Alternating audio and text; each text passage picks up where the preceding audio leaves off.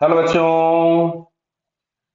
अब लिखा है in order that resultant path on super imposing two mutually perpendicular SHM is a circle condition. तो सुनो इधर, सबसे पहले अगर हमारे पास सर्कल बनना है तो सर्कल के लिए कुछ इक्वेशन हमारे पास ऐसी आनी चाहिए कि x minus a whole square plus y minus b whole square is equal to something c square, या अगर हम ओरिजिन पे सेंटर को ले लें तो x square plus y square बराबर सम कांस्टेंट टाइम्स स्क्वायर, जहां पे कांस्टेंट होता है रेडियस।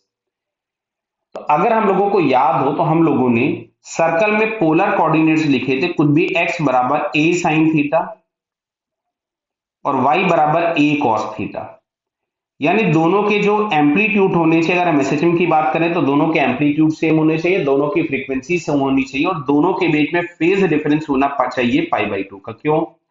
इसको साहब हम ऐसा भी तो लिख सकते थे, a sine theta plus pi by two, यानी सर्कल तब बनेगा जब दोनों एसएचएम्स के एम्पलीट्यूड सेम हो। और अगर सर अलग अलग हो गए तो भाई, अगर अलग अलग हो जाएंगे तो वो इलिप्स बन जाएगा। हमको सर्कल बनाना है तो दोनों के एम्पलीट्यूड सेम होने चाहिए, दोनों की फ्रीक्वेंसी सेम होनी चाहिए और दोनों के बीच में फेज डिफरेंस पाई का होना चाहिए।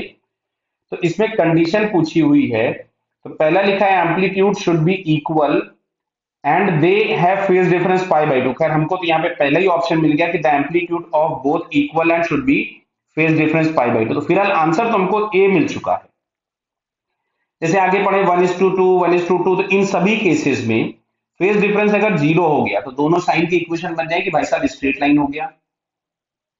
एम्पलीट्यूड्स अलग अलग है और phase difference pi by two, तो एक साइन होगा एक कॉस होगा, वहां पे इलिप्स बन जाएगा। क्लियर है? तो अगर तुमसे पूछा गया होता स्ट्रेट लाइन तो साहब बी ऑप्शन होता, इलिप्स तो सी ऑप्शन होता, सर्कल पूछा गया है तो हमारे पास ए ऑप्शन है। क्लियर है? Correct answer is a. Okay बेटा, ऑल द बेस्ट।